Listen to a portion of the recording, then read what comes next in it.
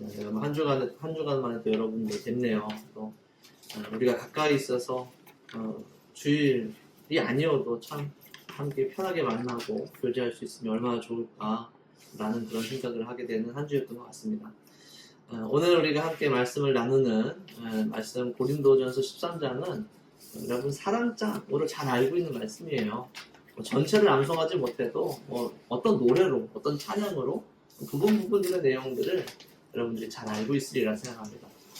사랑이라는 단어는 사실 그리스도인들만의 전유물은 아니죠. 기독교만의 전유물은 아닙니다. 세상 사람들도 얼마나 사랑을 좋아해요. 드라마나 영화나 굳이 그런 매체가 아니라도 각자의 삶 속에서 여러 모양으로 사랑을 얼마나 소중하게 생각하고 간절히 기다리는지 모릅니다. 사랑하는 사람을 언제 만날까? 사랑하는 사람에게 내 마음을 어떻게 표현을 할까? 이런 고민들이 또 특히 여러분들 나이의 젊은 시대에 여러분들에게 굉장히 중요한 주제죠. 세상 사람들은 똑같아요. 저도 이제 일을 하면서 젊은 우리 선생님들이랑 여러 가지 이야기를 하면서 제일 먼저 저한테 물어보는 게 그래요. 제가 목사인지 다 알아요. 저한테 가장 자주 물어보는 게 뭔지 아십니까? 예수님이 누구십니까? 성경의 내용이 이런 거 안 물어봐요. 교회에 좋은 청년 있습니까? 그런 거 물어본답니다. 또 어떻게든 사랑하는 사람을 만나길 원하고 그걸 이루길 원하는 게 믿는 사람이나 믿지 않는 사람들은 공통의 관심사죠. 그래서 이 사랑장 오늘 고린도전서 13장이 그런 사랑에 대해서 얘기하는 건 줄 아는 분들 참 많은 것 같아요. 결혼식이나 아니면 부부 간의 사랑이나 연인 간의 사랑이나 이런 사랑, 내가 사랑하는 어떤 관계에서 부모님이든 아니면 가족이든 이미 사랑할 대상을 정해놓고 사랑하는 사람과 어떤 식으로 사랑해야 될까를 고민할 때 우리는 고린도전서 13장을 펴고 교훈을 얻는 것 같아요. 오래 참아야지, 온유해야지, 시기하지 말아야지 이런 도움을 받죠. 그러면서 자연스럽게 뭔가 이제 따뜻하고 부드러운 노래가 머릿속에 막 떠오를지도 모르겠어요. 사랑이란 말을 할 때는 당연히 그렇죠. 오랫동안 준비해야 하고 누군가에게 사랑한다는 말을 하기 위해서는 오랫동안 준비해야 하고 참 말을 잘 골라야 하고 부드럽게 얘기해야 되고 따뜻하게 얘기해야 되고 참 고민이 많아요. 물론 이런 말들 너무 쉽게 하는 사람들도 많겠지만 정말 사랑에 대해서 진지하게 생각한다면 굉장히 고민해서 따뜻하고 부드럽게 얘기하겠죠. 그래서 오늘 우리가 읽는 이 성경의 말씀을 그런 어떤 음성지원 여러분 되시는 것 같아요. 읽으면서 그런 따뜻한 분위기와 어떤 그런 사랑스러운 분위기로 바울이 마치 고린도 교인들께 노래를 불러주듯이 사랑은 오래 참고 여러분, 사랑은 온유해야 합니다. 이런 식으로 여러분들이 오디오를 듣듯이 이렇게 자체적으로 이렇게 상상이 되실 수도 있을 것 같아요. 그런데 이 말씀이 사실 그런 분위기는 아니에요. 오히려 정반대의 분위기예요. 뭔가 부드럽고 따뜻한 분위기라기보다는 굉장히 날카롭고 냉소적인 분위기라고 한다면 여러분 상상이 되십니까? 이 고린도전서 13장을 굉장히 냉소적이고 날카로운 분위기로 읽는다고 생각해 보세요. 왜 그렇게 읽습니까? 라고 하실 수 있지만 고린도전서 12장 마지막 절 31절 여러분 한번 보시죠. 제가 읽어드릴게요. 바울이 이렇게 얘기하면서 12장을 끝내요. 너희는 더욱 큰 은사를 사모하라. 내가 또 가장 좋은 길을 너희에게 보여주리라 라는 말로 31절이 끝나면서 13장에 이렇게 얘기합니다. 그러니까 바울 자기를 이제 얘기하면서 이렇게 하는 거예요. 내가 사람의 방언과 천사의 말을 할지라도 사람이 없으면 울리는 꽹과리, 나는 구리와 울리는 꽹과리가 된다. 내가 예언하는 능력이 있어 모든 비밀과 모든 지식을 알고 산을 옮길 만한 모든 믿음이 있을지라도 사랑이 없으면 내가 아무것도 아니다. 내게 있는 모든 것으로 구제하고 또 내 몸을 불사르게 내줄지라도 사랑이 없으면 내게 아무 유익이 없다. 사랑에 대해서 얘기하는데 바울이 얘기하는 게 조금 다른 걸 얘기하는 것 같지 않습니까? 은사에 대해서 얘기를 하고 있어요. 방언에 대해서 얘기하고 있고 천사의 말에 대해서 얘기를 하고 있고 또 예언과 또 성경의 깊은 지식, 진리에 대한 모든 지식 그런 것들을 얘기하고 있고 능력이 나타난 믿음에 대해서도 얘기하고 있고, 보통 사람들은 할 수 없는 큰 헌신들에 대해서, 심지어 자신의 생명을 내어줄 수 있는 그런 헌신과 같은 그리스도인들의 은사에 관해서 얘기하고 있다는 거예요. 왜 이것에 대해서 얘기할까? 고린도 교회가 참 문제가 많은 교회라는 사실을 여러분 많이 들어보셨을 거예요. 고린도 교회의 특징이 뭐냐면 굉장히 세속적인 거예요. 고린도 사람 같다라는 그런 표현이 있어요. 고린도 사람 같다라는 표현, 그 당시에 이 예수님 사셨던 그 당시에 너는 참 고린도 사람 같아 라는 표현이 뭘 얘기하냐면 너 굉장히 세속적인 사람 같아, 굉장히 음란한 사람 같아, 너 굉장히 물질적인 사람 같아, 막 이런 모든 뜻이 다 포함되어 있는 거야. 고린도라는 도시가 그런 도시였어요. 큰 신전들이 있고 그곳에서 신전 창기들과 함께 음행을 하고 또 수많은 문화와 물류들이 그곳에서 막 거래가 되어지고, 그러니 그곳에 돈이 모이겠죠, 사람이 모이겠죠. 여기 고린도라는 도시는 굉장히 휘황찬란한 도시이면서 동시에 굉장히 타락한 도시였어요. 그곳에 사는 그리스도인들, 고린도에서 예수님을 알게 되어지고 복음을 알게 돼서 그리스도를 믿기로 헌신한 자들조차 또 그들이 모인 교회 안에 심지어 그러한 세속적인 것들, 음란한 것들, 그런 물질적인 문제들, 이런 것들이 교회 안에 심각했던 거예요. 바울이 쓴 이 고린도전서와 고린도후서, 그리고 그 사이에 두 편의 편지, 최대 두 편의 편지, 그래서 네 편의 편지가 오고 갔을 거라고 얘기를 합니다. 그 내용의 중심에 다 그런 문제들이 있어요. 그 안에 어떤 심각한 문제가 있으냐, 그런 참 이상하죠. 굉장히 세속적인 환경 속에서 믿음을 지키기 위해서였을까요? 그런 세상의 능력과 두려운 것들과 유혹 속에서 그리스도인들을 지키기 위해서였을지 모르겠어요. 그 교회에는 오히려 더 신비하고 능력 있는 은사들이 더 많았어요. 참 재미나죠. 그렇게 문제가 많은 교회에 하나님께서 그 교회를 지키기 위해 오히려 그 교회의 덕을 세우기 위해 더 큰 은혜를 베푸시고 그들에게 더 큰 은사를 부어주셨어요. 왜냐하면 너무 힘드니까요. 삶이 너무 힘들고 유혹이 많고 그들의 삶의 주변 환경이 굉장히 영적으로 척박하기 때문에 오히려 더 큰 영적인 부유함과 은사들을 부어주셨는데 문제가 생겼어요. 어떤 문제가 생겼냐면 그 은사들을 가지고 교인들끼리 뭘 하기 시작합니까? 싸우기 시작합니다. 왜 싸우죠? 내가 가진 은사가 더 크다, 더 대단하다 얘기하는 거예요. 야, 방언하는 은사가 크냐? 말씀을 전하는 은사가 크냐? 말씀을 해석하는 은사가 크냐? 치유하는 은사가 크냐? 예언하는 은사가 크냐? 아니면 자신의 모든 걸 희생해서 헌신하고 또 희생하는 그런 은사가 크냐? 섬기는 은사가 크냐? 뭐 오만 가지 이유로 싸우기 시작하는 거예요. 질투하기 시작하는 거예요. 시기하기 시작하는 거예요. 그러니까 교회가 외부의 공격으로도 영적인 상처들이 막 생기고 있는 가운데에 자신들 안에서도 막 쪼개지고 갈라지고 부딪히는 그러한 문제들이 고린도 교회 안에 굉장히 심각하다는 거예요. 그런 그들에게 바울이 오늘 편지를 보내는 겁니다. 야, 그렇게 너희들이 은사가 많아? 그렇게 은사들이 너희들이 강력해? 그렇게 커? 내가 가장 큰 은사에 대해서 너희들에게 보여줄게 라고 바울은 지금 답답하고 비통한 마음으로 얘기하면서 고린도전서 13장은 뭐로 시작하냐면 내가로 시작한다고 했죠.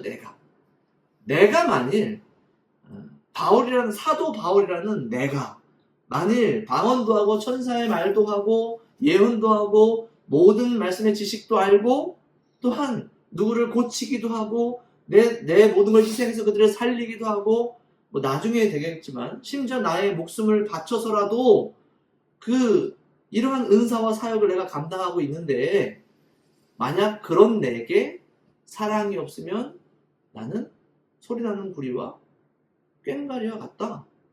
나는 무명한 자다. 이 2절에 보면 내가 아무것도 아니오라고 있죠. 나는 무명한 자다. 나는 유명하거나 또 유력하거나 너희들에게 많이 알려진 그런 사람이 아니라 나는 아예 이름도 없이 무명한 사람이다. 3절에 내겐 유익이 없다라고 얘기하죠. 그리스도인들에게 가장 큰 상급이 뭡니까? 나를 희생해서 누군가를 지키고 헌신하고 그들을 살렸을 때에 그리스도인은 기대하잖아요. 하늘의 상급이 참 크겠구나 라는 기대를 하죠. 그러나 바울은 뭐라고 얘기해요? 내가 그런 헌신을 할지라도 사랑이 없으면 아무 유익이 없다라는 거예요. 내게 주실 하나님의 복과 은혜가 전무하다라는 거예요. 지금 뭐 하고 있는 겁니까? 비꼬고 있는 거예요. 바울은 진짜 그런 사람이었어요. 바울은 방언도 하고 천사의 말도 하고 말씀의 모든 진리와 지식도 다 알고 또한 하나님의 뜻으로 예언도 하고 누군가를 치유하기도 하고 수많은 은사를 직접 경험했을 뿐만 아니라 베풀었던 사람이 바울이란 말이에요. 바울도 나중에 순교하지 않습니까? 자신의 생명을 헌신해서 복음을 전하는 그런 놀라운 헌신을 한 사람이 바울이었어요. 그런 나도 사랑이 없으면 나는 아무것도 아니다 라고 얘기를 하는 거예요. 1절에 이제 소리나는 구리와 꽹과리가 이제 어떻게 이해하면 굉장히 충격적인 얘기예요. 그냥 시끄러운 정도로 얘기하는 게 아니라 그 당시에 우상을 숭배할 때 이런 소리와 이러한 것들을 사용했다라고 얘기를 해요. 그러니까 내가 아무리 하나님과 연결되는 듯한 은사를 가지고 있더라도 사랑이 없으면 하나님과 연결되는 게 아니라 뭐랑 연결된다는 소리예요? 우상과 연결된다는 소리예요. 악한 영과 연결된다는 소리예요. 너는 지금 그런 일을 하고 있다는 겁니다. 교회 안에서 마치 내가 하나님과 직통으로 연결되듯이 신비한 음성을 듣고 미래를 알고 누군가를 고치고 막 그런 어마어마한 은사를 받아서 누가 보기에도 남들이 보기에도 야, 저 사람은 그런 은사가 있다라고 유명해지더라도 사랑이 없으면 그건 하나님과 연결된 게 아니라 악한 영이랑 연결된 걸 수도 있다 라고 굉장히 강력한 경고를 하고 있는 겁니다. 이런 류의 은사를 자랑하는 사람들, 또 그 은사를 바라보며 시기하는 사람들, 앞다투어 자신의 은사를 드러내려고 하는 사람들은 시끄러울 수밖에 없죠. 불편할 수밖에 없어요. 힘들 수밖에 없어요. 저도 사역을 하면서 참 그런 분들을 많이 경험했던 것 같아요. 우리에게 정해진 예배가 있고 이 예배를 통해서 오직 영광 받으시고 주목 받으셔야 될 분은 예수님이고 하나님이고 그분의 말씀인데 사실 우리는 예배를 이용할 때가 얼마나 많은지 몰라요. 예배를 통해서 어떤 목회자들은 자신을 드러낼 때도 얼마나 많습니까? 예배를 통해서 어떤 성도들은 자신의 달란트를 보여주고 싶을 때가 얼마나 많아요. 사역하면 그런 전화들을 종종 받아요. 제가 이런 은사가 있는데 제가 이번 주일 예배 때 그 은사로 하나님께 영광을 돌리고 싶습니다. 뭐 이렇게 전화라도 주시는 분은 너무 감사하죠. 어떨 때는 예배가 이제 시작했는데 예배 시작하기 직전에 갑자기 성령의 감동이 돼서 특송이나 아니면 그런 특별한 순서를 제가 좀 예배 중간에 했으면 좋겠습니다라고 말씀하시는 분들도 종종 있어요.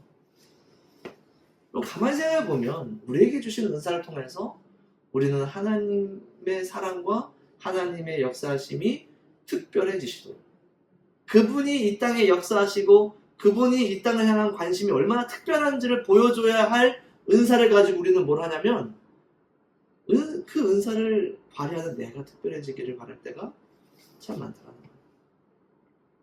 바울은 지금 그걸 얘기하고 있는 거죠.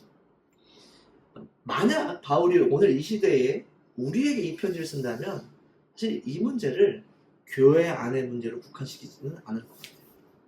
이 시대에는 그리스도인들을 소리나는 구리와 꽹과리처럼 생각하는 사람들이 얼마나 많아요. 믿지 않는 데죠. 우리가 아무리 세상을 향하여서 헌신하고 또 그들에게 우리 교회의 능력을 보여주고 교회의 위대함을 보여주고 교회가 얼마나 큰가, 교회가 얼마나 아름다운가, 교회가 얼마나 선한가, 얼마나 좋은가, 교회라는 것이 얼마나 좋은 것인가를 아무리 보여줘도 그 안에 사랑이 없으면 세상 사람들이 우리를 소리나는 꽹과리처럼 구리처럼 느낄 수 있다는 거예요. 너무 시끄러운 사람들, 너무 자랑하는 사람들.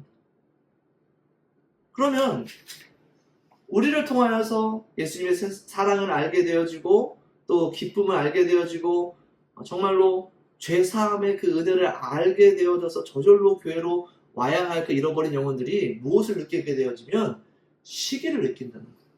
질투를 느껴요. 분노를 느껴요. 여러분 이 시대가 그런 시대 아닙니까? 교회를 향하여서 시기하고 분노하고 질투해요. 교회가 잘 살고 교회가 잘 되고 교회가 크고 교회가 자기네들끼리 얼마나 행복하고 즐겁고 친한지를 자랑하고 또 그것을 떠들기 시작하고 그것으로 교회를 보여주기 시작하면 세상은 그 안에서 예수님의 사랑을 찾기가 너무나도 힘들어진다. 물론 예수님의 사랑을 가지고 우리가 전도하고 복음을 전할 때 자연스럽게 교회의 아름다움과 교회의 유익함을 흘러가게 할 수 있지만 세상 사람들에게 그것만을 얘기하면 아니 그것이 예수님의 사랑보다 더 우선시되게 되면 세상은 교회를 오해할 수밖에 없다는 것이죠. 그러면서 그런 의문도 들어요. 그게 오해일까라는 생각도 들어요. 정말 우리가 그걸 더 잘하고 있지 않았나? 라는 그런 반성도 되는 것이죠. 사랑하는 성도 여러분, 이 문제는 사실 교회 안의 문제입니다. 이 문제 때문에 교회가 굉장히 많이 아프고 나뉘고 쪼개지고 싸워요. 그리고 이 시대에는 이 문제가 이미 세상 사람들에게까지도 보여져 버렸어요. 교회가 얼마나 많이 분리되는지, 교회가 많이 얼마나 다투는지, 교회가 얼마나 자신들이 잘나고 힘이 세고 능력이 있고 은사가 많다라는 걸로 얼마나 많이 분노하고 질투하고 시기하는지를 세상이 이미 많이 봐버렸어요. 여러분들에게 그러한 도전이 있었으면 좋겠습니다. 여러분들의 삶을 통하여서 교회를 알리고 예수님을 알릴 때에 나는 무엇을 먼저 얘기하고 있는가? 무엇으로 전하고 있는가? 사랑을 전하고 있는가? 사랑으로 전하고 있는가? 사랑을 통하여 전하고 있는가를 고민하면서 또 주님께 은혜를 달라고 힘을 달라고 기도할 수 있는 여러분들이 됐으면 좋겠습니다. 바울은 그래서 고린도전서 13장에서 얘기하고 싶은 사랑은 사실 우리가 사랑할 대상을 정해놓고 사랑할 만한 사람들, 부부나 연인이나 가족이나 이런 사람들과 사랑할 때 이런 식으로 사랑해야 돼 라고 얘기하는 말씀이 전혀 아니라는 거예요. 물론 사랑이라는 큰 개념 안에 내가 사랑해야 될 사람들을 사랑하는 모습도 이 안에 분명히 담겨 있죠. 그러나 그것이 목적이 아니었다는 거예요. 유명한 구절인데 4절부터 8절까지 여러분들이 한번 읽어주시죠. 고린도전서 13장 4절부터 8절까지를 여러분들이 한번 읽어주시죠. 시작. 사랑은 오래 참고 사랑은 온유하며 시기하지 아니하며 사랑은 자랑하지 아니하며 교만하지 아니하며 의에 행하지 아니하며 자기의 유익을 구하지 아니하며 성내지 아니하며 악한 것을 생각하지 아니하며 우리를 기뻐하지 아니하며 진리와 함께 기뻐하고 모든 것을 참으며 모든 것을 믿으며 모든 것을 바라며 모든 것을 견디느니라. 아멘. 어떤 느낌이 드세요? 바울이 지금 어떤 어조로 얘기하는 것 같으세요? 물론 이 부분에서 막 엄청 화를 내면서 여전히 화를 내면서 얘기하고 계시지는 않겠죠. 사실은 굉장히 간절히 얘기하고 계시지 않겠어요?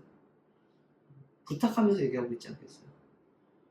사명을 감당하고 산다고 얘기하는 그리스도인들에게 정말 여러분들에게 주신 각자의 은사대로 여러분들이 각자의 삶을 잘 감당하며 살면서 그 안에서 복음을 전하기도 하고 또 누군가를 돕기도 하고 또 예수님을 소개하기도 하면서 살아갈 때 여러분들이 가져야 될 삶의 자세가 무엇인가에 대해서 바울이 얘기하고 있는 거예요. 여러분들이 가진 은사를 사용할 때 어떤 것을 염두에 두고 사용해야 되는지를 지난 과거들에 대해서 계속해서 생각하고 그렇게 하지 말라는 거예요. 이게 우리에게 굉장히 중요해요. 왜냐하면 예수님이 우리의 약한 것을, 우리의 죄를 생각하지 아니하시고 구원해 주셨기 때문에 그래요. 우리가 만약 누군가를 만날 때, 그 영혼을 구원하고자 할 때, 그 영혼에게 복음을 전하고 할 때, 아니면 그런 의도가 없어도 우리가 누군가를 만날 때 항상 우리는 어떤 생각을 해야 되냐면 그 사람의 죄와 그 사람의 지난 과거에 대하여서 정죄하거나 그러한 것들을 계속해서 염두에 두면서 교제하면서도 함께 이야기를 나누면서도 저 사람 저런 사람이었지, 저 사람 지금 교회를 나온다고는 하지만, 저 사람 예배를 드린다고 하지만, 예수님 믿는다고 하지만 저 사람 옛날에 저런 죄인이었어, 그런 것들에 대해서 계속해서 생각하고 하지 말라는 것이죠. 왜냐하면 예수님이 우리를 그렇게 생각하지 않으시기 때문에. 불의를 기뻐하지 않는다는 건 당연한 건 아닙니까? 우리가 누군가 그리스도인으로 살아가면서 복음을 전한다고 하면서 불의한 것들을 기뻐할 수 없죠. 불법을 기뻐할 수 없습니다. 오히려 진리 안에서 기뻐할 수 있는 것이죠. 말씀 안에서 기뻐할 수 있는 것. 그러니 사역을 하는 모든 주의 백성들, 삶을 통하여서 복음을 전하고 하나님께 영광 돌리려고자 하는 모든 사람들, 내게 주신 모든 것, 그걸 우리가 은사라고 하죠. 내게 주신 모든 것을 주를 위하여서 사용하고 싶은 사람들아, 오늘 8절은 그렇게 정리하고 있는 겁니다. 그런 사람들은 모든 것을 참아야 된다는 거예요. 모든 것을 믿어야 된다는 거예요. 모든 것을 바라야 된다는 거예요. 모든 것을 견뎌야 된다는 거예요. 여러분들의 삶이 그러한 삶이 되시기를 소망하시길 바라요. 믿음이 있기에, 복음을 품고 있기에 모든 것을 참을 수 있는 거예요. 내가 힘이 없어서 못 참는 것이 아니라, 내가 능력이 없어서 못 참는 것이 아니라 하나님께 영광이 되기 위해서, 지금 나를 핍박하고 지금 나에게 굉장히 적대적이고 나에게 곤란함을 주고 심지어 나에게 가장 소중한 것을 빼앗으려 하는 그 사람을 보면서도 우리 안에는 참고 인내하는, 성내지 아니하고 무례하지 아니하고 참고 인내할 수 있는 마음이 있어야 하는 거예요. 모든 것을 믿어야 된다는 것은 무엇이냐면, 여러분들 누군가 와서 여러분들에게 돈 좀 빌려달라고 하거나 보증 서달라고 할 때 그 사람을 믿으라는 소리가 아니고, 여기서 모든 것을 믿으라는 것은 그러한 사랑을 내 안에 품고 살아가는 주의 백성들에게 반드시 하나님께서 함께 하신다라는 믿음을 가지라는 거예요. 그러한 삶과 사랑으로, 우리는 어떤 생각을 하냐면, 아니 사랑을 하면서 사는 것이 우리에게 정말 능력이 될까라는 의심을 하게 돼요. 왜냐하면 사랑을 하고 인내하고 또한 견디고 온유하게 그렇게 사람들을 대하다 보면 어떤 일이 발생합니까? 사람들은 나를 업신 여기는 것 같아요.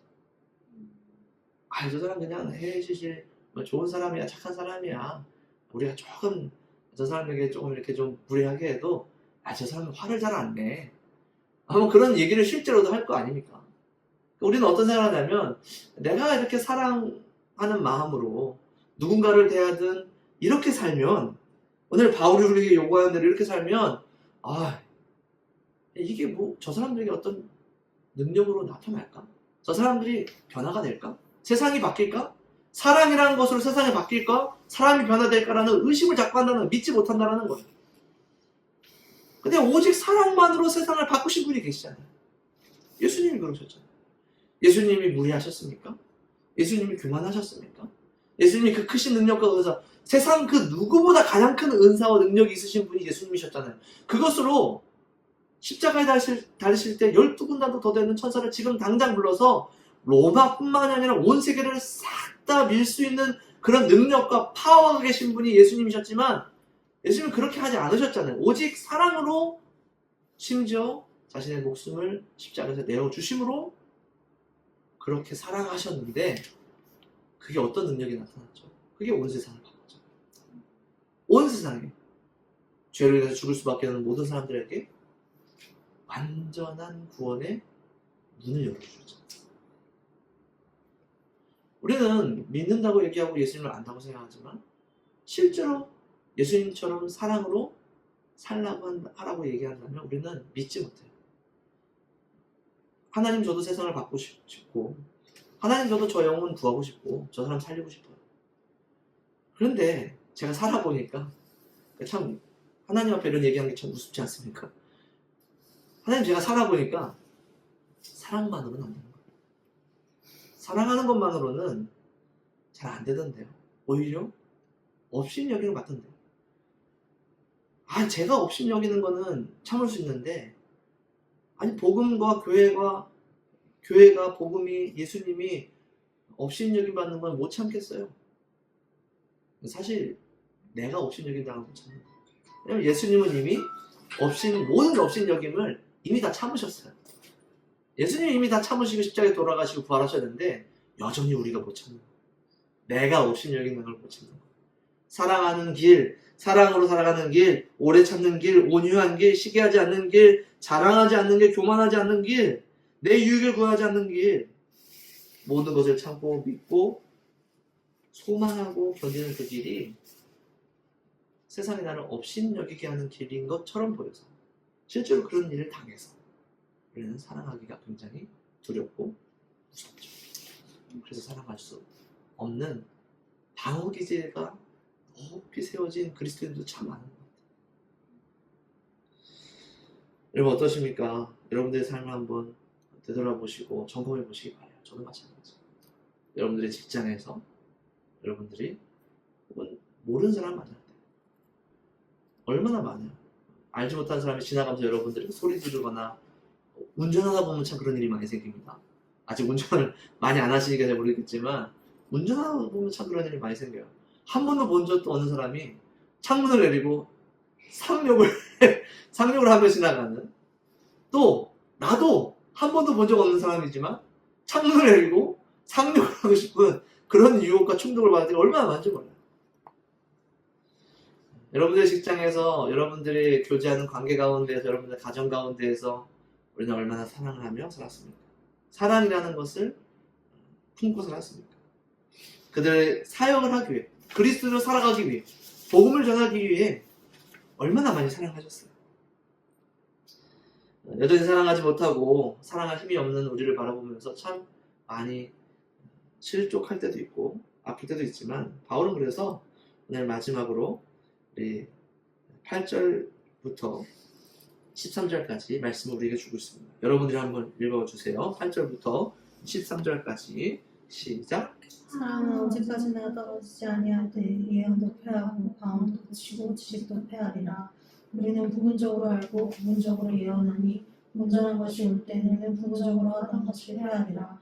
내가 어렸을 때에는 말하는 것이 어린아이와 같고 깨닫는 것이 어린아이와 같고 생각하는 것이 어린아이와 같다가 장성한 사람이 되어서는 어린아이의 일에 버렸노라. 우리가 지금 거울로 보는 것 같이 희미하나 그때에는 얼굴과 얼굴을 대면하여 볼 것이고 지금은 내가 부분적으로 아나 그때에는 주께서 나를 아신 것 같이 내가 온전히 아니라. 그런즉 이 비명수망 사랑이 이 세 가지는 항상 있을 것인데 그 중에 제일은 사랑이라. 아멘. 우리는 참 사랑할 수 없는 존재들이에요. 우리 안에 사랑할 능력이 없어요. 전무합니다. 우리는 항상 내 유익이 가장 먼저이고 또 내 자랑이 가장 먼저예요. 사랑하기가 참 너무나도 힘들 뿐만 아니라 때로는 불가능하게 여겨질 때가 얼마나 많습니까? 그런 우리에게 사랑할 수 있는 능력과 방법이 어디서 나오는가? 바울은 이렇게 얘기하는 거예요. 8절에서 사랑은 언제까지나 떨어지지 않는다. 세상에 수많은 은사들, 지금 우리에게 주신 은사들 있죠. 여러분들에게 주신 은사들이 있고 또 누군가에게는 특별하고 신비한 은사를 주실 수도 있어요. 그런 은사들은 필요가 있기 때문에 주시는 거예요. 교회에 필요가 있기 때문에 하나님이 여러분들 한 사람 한 사람을 보시고 여러분들을 지키시기 위해 여러분들에게 필요하기 때문에 는 필요를 위해서 주신 거예요. 그러나 사랑은 그렇지 않다. 사랑은 언제까지나 우리와 떨어지지 않다라는 바울의 고백은 뭘 의미하냐면, 그리스도 안에 사는 주의 백성들, 그리스도를 만나고 그리스도로 구원받은 주의 백성들에게 그 사랑은 순간적이거나 어떤 필요할 때마다 조금씩 주어지는 것이 아니라 언제나 항상 함께 있다라는 거예요. 이건 어떤 얘기냐면 그리스도께서 나와 언제나 함께 하시다라는 거예요. 수많은 은사들은 필요할 때마다 문득문득 내게서 나오기도 하고 주님께서 부어주시기도 하지만 사랑만큼은 그렇지 않다는 거예요. 단 한순간도 끊어지지 않고 그리스도께서 내가 주님을 사랑하기 이전부터, 참 오래전부터, 지금 또 앞으로도 영원토록 절대 끊어지지 않고 멈추지 않을 유일한 은사가 하나 있는데 그것이 바로 사랑이다. 주님께서 우리에게 부어주신 사랑이다. 우리와 함께 하셔서 우리에게 전해주시는 그 사랑을 나는 항상 느끼고 있다 라는 걸 바울은 얘기하는 거예요. 그게 무엇을 얘기하는 겁니까? 내가 사랑으로 사역을 감당하고 그리스도로 살 수 있는 첫 번째 근거는 어디서 나오느냐? 그리스도께서 나와 항상 함께 하셔서 그 사랑을 항상 공급해 주시기 때문에. 항상 나를 사랑해 주신다는 이 사실 하나가 나에게 사랑하게 하고 사랑으로 살아가게 하고 사랑으로 모든 걸 다 희생하게 하는 그런 근거가 된다라고 바로 얘기합니다. 여러분들 사랑하기 위해서는 항상 여러분을 사랑하시는 예수 그리스도의 사랑을 여러분이 항상 경험하고 있어야 됩니다. 그 안에서 살아가는 여러분 되시기를 간절히 축원합니다. 그리고 바울이 두 번째 얘기하는 건 무엇이냐면 이 사랑이라는 것이 이 세상에서 우리가 가질 수 있는 은사 중에 가장 완전한 은사라는 거예요. 다른 은사들은 끊어진다는 거예요. 완전한 것이 오면 예수님께서 이 땅에 오시면 또 우리에게 완전한 말씀이 오신 이때부터 말씀이 완성된 그때부터 끊어지는 은사들이 있었어요. 그치는 은사들이 있었어요. 그러나 사랑만큼은 이미 온전하기 때문에 이것은 끊어지지 않는 겁니다. 이미 온전한 사랑을 지금도 우리가 사용해야 하고 사용할 수 있고 앞으로도 사용하게 될 것이기 때문에 이 사랑이란 은사만큼은 불완전하거나 희미하거나 약하거나 부족한 것이 아니라 사랑만큼은 우리가 이 땅에서도 온전하고 완전하게 발휘할 수 있는 유일한 은사다라고 얘기하는 겁니다. 그러니까 우리가 지금 발휘하고 있는 사랑이 앞으로 달라지지 않는다는 거예요. 본질적으로. 물론 그 능력과 그 크기가 엄청나게 크고 풍성해지겠죠. 그러나 이 우리가 지금 만약 우리가 사랑이라는 것을 발휘하고 있다면 은사로서 부부로서의 사랑이나 이런 것들을 넘어서서요.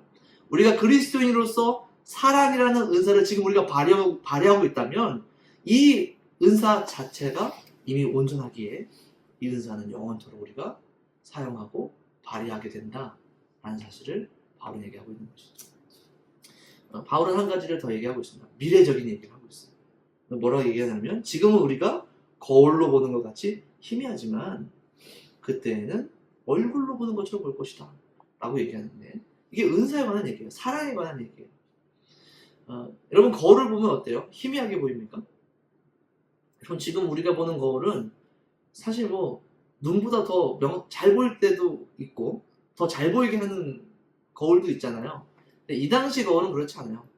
이 당시 거울도 잘 닦고 관리하면 잘 보였지만 이 당시의 거울은 지금 유리로 만든 거울이 아니라 금속을 굉장히 잘 닦아서 표면을 반딱반딱하게 해가지고 보여주는 거울이에요. 그러니까 이걸 조금 관리를 잘못하거나 찌그러지거나 하면 굉장히 큰 왜곡이 생기죠. 막 희미해지고 뿌얘지는 거예요. 금방 잘 안 보이게 돼요. 그러니까 이 땅에서 우리가 경험하고 있는 사랑, 우리가 누리고 있는 사랑, 이것이 거울을 보는 것처럼 희미한 것이다 라고 바울은 얘기해요. 뭐와 비교하면? 마지막 때에 비교하면. 그러니까 바울은 다메섹 도상에서 처음 경험했을 거예요. 자신의 모든 죄를 생각하지 않으시고 잊어버리시고 그러니까 말씀하신 것처럼 악한 것을 생각하지 않는 내 악한 것을 생각하지 않으시고 나의 모든 것을 용서하신 그 놀라운 사랑을 바울은 다메섹 도상에서 경험했어요. 지금도 경험하고 있어요. 항상 떨어지지 않는 그 사랑을 지금도 경험하고 있고 부분적이지 않은 온전한 사랑의 은사를 지금도 누리고 있는 바울이 마지막 때의 것과 비교하면 뭐라고 얘기하냐면 마치 거울을 보는 것처럼 희미하고 뿌옇고 약간은 왜곡이 있는 그런 사랑처럼 느껴질 것이다 라고 얘기하는 거예요. 바울은 지금 기대하고 있는 거예요. 뭘 기대하고 있냐면 마지막 때 예수님이 이 땅에 오셔서 우리를 완성하시고 천국을 완성하셔서 우리와 영원토록 살아가게 되는 그날에 우리가 경험하게 될 사랑이라는 것은 얼마나 대단한 것인가에 대해서 얘기하고 있는 거예요. 우리가 예배하며 말씀을 읽으며 때로는 기도하며 찬양하며 여러분들이 경험하는 예수님의 사랑과 그 감격과 그 은혜가 사실 지금도 굉장히 놀랍죠. 나의 영혼을 완전히 새롭게 하는 것 같은 그런 사랑을 여러분 경험하잖아요. 풍성한 사랑, 감격. 나의 삶을 바꾸는 그런 능력이 예수 그리스도께서 우리에게 보여주시고 경험케 해주신 사랑으로부터 우리는 나오잖아요. 너무 감사하고 기쁘고 감격스러운데 마지막 날에 비하면 희미한 거울 보는 것처럼 느껴질 것이다 라고 바울은 얘기합니다. 마지막 때에 바울이 뭘 기대하고 있습니까? 내가 주님의 지금 부분적으로 안다. 주님이 내게 주시는 그 사랑이 지금도 감당할 수 없을 정도로 굉장히 크지만 지금 이 땅에서 우리가 경험하는 이 사랑이 굉장히 부분적으로 느껴질 만큼 마지막 날에는 주님께서 나를 아시듯 주님께서 나를 사랑하셨듯 나도 주님을 알고 나도 주님을 사랑하게 될 것이다 라는 기대와 소망을 바울은 지금 하고 있는 거예요. 그걸 가지면 그거 기대하면서 사랑의 은사를 간직하라는 거예요. 지금 내가 가진 이 사랑의 은사가 커지면 커질수록 내가 지금 이 땅에서 누리는 이 사랑의 은사, 발휘하는 사랑의 은사로 내 안에 채워지는 그리스도의 사랑이 커지면 커질수록 더 기대할 수 있는 거예요. 야, 지금 내 안에 있는 이 사랑도 이렇게 큰데 내가 누리는 사랑의 기쁨과 은혜와 회복이 지금 이렇게 충만한데 야, 마지막 날에는 이것과 비교할 수가 없다고? 그게 얼마나 대단한 것일까? 예수님의 얼굴을 보며 그 사랑을 직접 그 사랑의 땅사랑을 직접 경험하는 그것이 얼마나 대단할까? 천국은 그런 곳이구나 라는 것을 기대하게 된다는 것이죠. 그래서 바울은 13절 이렇게 얘기합니다. 물론 우리에게 주신 믿음과 소망이 굉장히 귀하고 중요하지만 사랑만큼은 단연 최고라고 얘기할 수 있다. 사랑만큼은 지금도 또 앞으로도 영원토록 가장 완전했고 온전했고 가장 최고일 것이기에 사랑이 가장 소중하다라고 얘기하고 있습니다. 말씀을 맺도록 하겠습니다. 여러분들의 삶에 이러한 사랑의 은사를 사용하는 여러분들의 삶이 되시기를 간절히 소원합니다.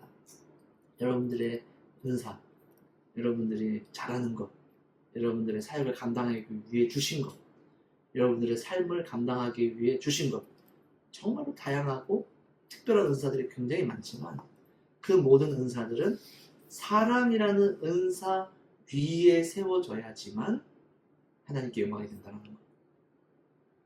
그 위에 세워져야지만 하나님과 연결되어진다는 것. 그렇지 않으면 다른 영과 연결될 수 있다는 것. 그 이단들 교주들이 그렇잖아요. 그들이 가진 탁월한 은사들을 가지고 악한 영과 연결되니 얼마나 많은 사람들을 죽음으로 사망으로 인도해요. 그리스도인들이 그리스도의 삶과 은사를 하나님의 사랑과 예수 그리스도의 사랑과 단단히 결속시켜 놔야 그래야 진짜 열매가 맺히는 하나님께 영광이 되는 삶이 되는 사실을 기억하시며 여러분들의 삶이 그런 삶이 되시기를 간절히 소원합니다.